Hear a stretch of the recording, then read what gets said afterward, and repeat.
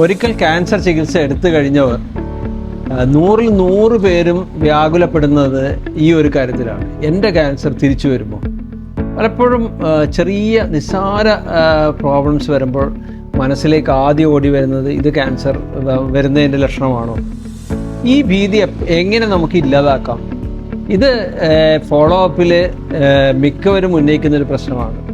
കാണിക്കാൻ വേണ്ടി വരുമ്പോൾ പരിശോധിക്കുമ്പോൾ അവരുടെ ഹാർട്ട് അടിക്കുന്ന സ്പീഡ് നമുക്ക് പരിശോധിക്കുന്ന ആളുകൾക്ക് മനസ്സിലാവും. ഭയങ്കര ടെൻസ്ഡായിട്ടായിരിക്കും പലപ്പോഴും ഫോളോ അപ്പിന് വരുന്നത്. ഈ ടെൻഷൻ എങ്ങനെ കുറക്കാം? ഇത് നമുക്ക് ഒരിക്കലും ഇല്ലാതാക്കാൻ കഴിയില്ല കേട്ടോ. കാരണം എന്താ വെച്ചാൽ ഇതൊരിക്കൽ ചികിത്സ എടുത്തിട്ടുള്ളവർക്ക് മിക്കപ്പോഴും ഈ ഡൗട്ട് മനസ്സിലേക്ക് കയറി വരും. പക്ഷേ നമ്മുടെ പല ടെക്നിക്കുകളുമുണ്ട്. മനസ്സിനെ നമുക്ക് നിയന്ത്രിച്ചുകൊണ്ട് നമുക്ക് ഈ ചിന്തകളെ അകറ്റാൻ സാധിക്കും. ആ കാര്യങ്ങളാണ് ഇന്ന് പറയാൻ പോകുന്നത്. ഈ ചികിത്സയുടെ കൂട്ടത്തിൽ പലപ്പോഴും നമ്മൾ കണ്ടിട്ടുള്ളത് പലരും അവരുടെ ലക്ഷ്യങ്ങൾ, വേറെ ലക്ഷ്യങ്ങൾ അവർ പുതുതായിട്ട് കണ്ടുപിടിക്കുകയും ആ ലക്ഷ്യങ്ങൾ നേടുന്നതിനായിട്ട് പരിശ്രമം തുടങ്ങുകയും ചെയ്യും ചികിത്സ കഴിഞ്ഞു കഴിഞ്ഞാൽ.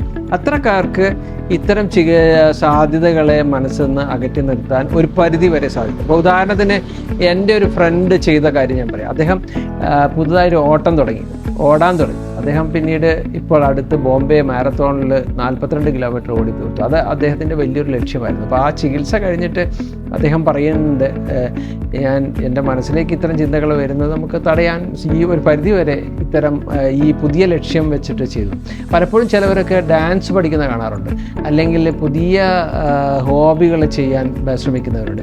ഇത്തരം ശ്രമങ്ങളിലൂടെ നമുക്ക് ഇത്തരം ചിന്തകളെ, മോശം ചിന്തകളെ അകറ്റി നിർത്താൻ സാധിക്കും. രണ്ടാമത്തെ കാര്യം എന്നുള്ളത്, നമ്മൾ മനസ്സ് തുറന്ന് കുടുംബത്തോട് സംസാരിക്കുക. കുടുംബത്തിലുള്ളവർക്കും ഇതേ ആങ്സൈറ്റി ഉണ്ടാവും. നമ്മുടെ അടുത്ത സ്വന്തക്കാരായിട്ടുള്ള നിങ്ങൾക്ക് ഈ അസുഖം വീണ്ടും തിരിച്ചു വരുമോ എന്നുള്ള പേടിയുണ്ടാവും. അപ്പോൾ അതുകൊണ്ട് കുടുംബക്കാരായിട്ട് ഏത് നേരം സംസാരിക്കുക. ഒരു വെക്കേഷൻ എടുക്കുക. വല്ലാതെ ടെൻഷൻ അടിക്കാൻ സാധ്യതയുണ്ട് തോന്നുന്ന അവസരങ്ങൾ ഒഴിവാക്കുക. ഏതൊക്കെ അവസരങ്ങളാണ് നിങ്ങൾ വീണ്ടും ഈ ചിന്തകൾ നിങ്ങളുടെ മനസ്സിലേക്ക് വരുന്നത്? വേണ്ടാണ്ട് നമ്മൾ മറ്റൊരാളുടെ കാര്യം അന്വേഷിക്കാൻ പോകുമ്പോഴാണ്, പണ്ട് ചികിത്സേൻ്റെ ഇടയിൽ കണ്ടുമുട്ടിയ രോഗിയുടെ വിവരങ്ങൾ അന്വേഷിക്കാൻ പോകുമ്പോഴാണ് അവർക്ക് ഇപ്പോൾ അസുഖം കൂടിയിട്ടുണ്ട് എന്നുള്ളത് അറിയുന്നത്. അപ്പോഴാണ് നമ്മുടെ മനസ്സിലേക്ക് ഈ വേണ്ടാത്ത ചിന്തകൾ വരുന്നത്. അല്ലെങ്കിൽ ക്യാൻസർ രോഗം വന്ന് ആരെങ്കിലും മരണപ്പെട്ടു എന്നറിയുമ്പോഴാണ് മറ്റൊരു ഈ ഒരു ഫീൽ വരുന്നത്. അപ്പോൾ ഇത്തരം സന്ദർഭങ്ങൾ നമ്മൾ കഴിയുന്നതും ഒഴിവാക്കാൻ ശ്രമിക്കുക. വായിക്കുമ്പോൾ നമ്മൾ ക്യാൻസറിനെ പറ്റി വായിക്കാതിരിക്കുക. ഇതൊക്കെയാണ് നമുക്ക് ചെയ്യാൻ വേണ്ടി പറ്റുന്നത്. പിന്നെ ഏറ്റവും ഫലപ്രദമായിട്ട് കണ്ടിട്ടുള്ളത് നമ്മൾ സപ്പോർട്ട് ഗ്രൂപ്പ് എന്ന് പറയുന്ന ഒരു പ്രസ്ഥാനമുണ്ട്. ഇപ്പോൾ പ്രതീക്ഷ പോലത്തെ ക്യാൻസർ വന്ന് മാറിയിട്ടുള്ള ആളുകളുടെ ഒരു കൂട്ടായ്മയാണ് ഈ പ്രതീക്ഷ എന്ന് പറയുന്നത്.